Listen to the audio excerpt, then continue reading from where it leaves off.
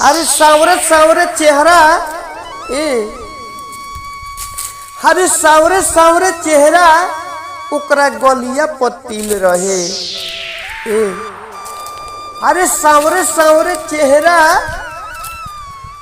अरे ओकरा गलिया पतिल रहे। अरे का कहीं रे भाई नजर में आइल रहे तब से। अरे हमरा नजर में आइल रहे तब से कैले जियल मुश्किल रहे।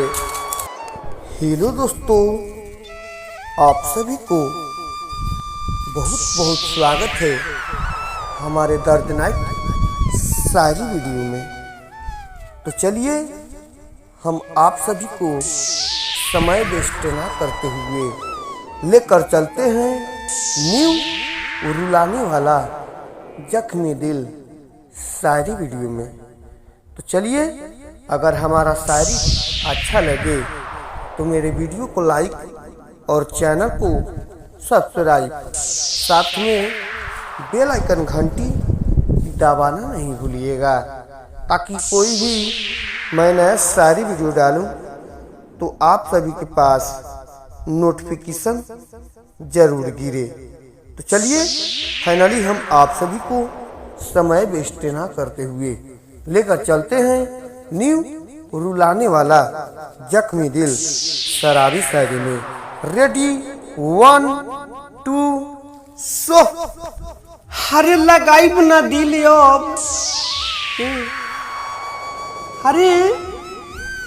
हरे अब लगाई ना दिल अब हम केहू औरी से। अरे रे यार, हरे लगाई ना दिल हम केहू औरी से। हरे हमरा हो गइल बा प्यार। अरे हे भाई, हरे हमरा हो गइल बा प्यार। हरे हे समर की छोड़ी से। अरे ये भाई, अरे दिल लाग गई हे समर की छोड़ी से, तो हम का करी। अरे सावरे सावरे चेहरा ए अरे सावरे सावरे चेहरा ओकरा गलिया पतिल रहे ए अरे सावरे सावरे चेहरा अरे ओकरा गलिया पतिल रहे। अरे का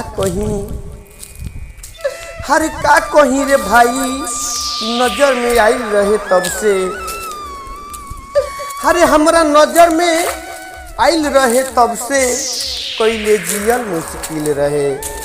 अरे ही भाई प्यार कैनी न कौले लागे जियल मुश्किल बा एकरा दिल। हरी गाल गुलाबी चाल शराबी, हरी गाल गुलाबी चाल शराबी, प्यार भइल एक हमरा यार से। हरी गाल गुलाबी चाल शराबी, हरी प्यार भइल एगो यार से।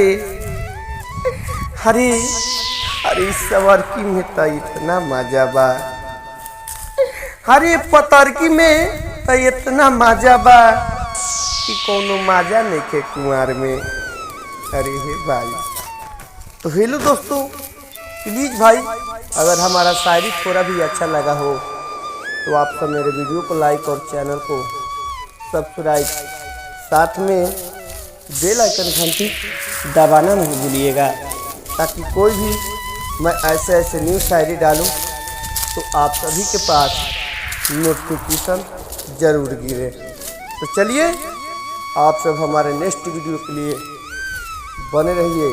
तब तक के लिए जय हिंद, जय भारत।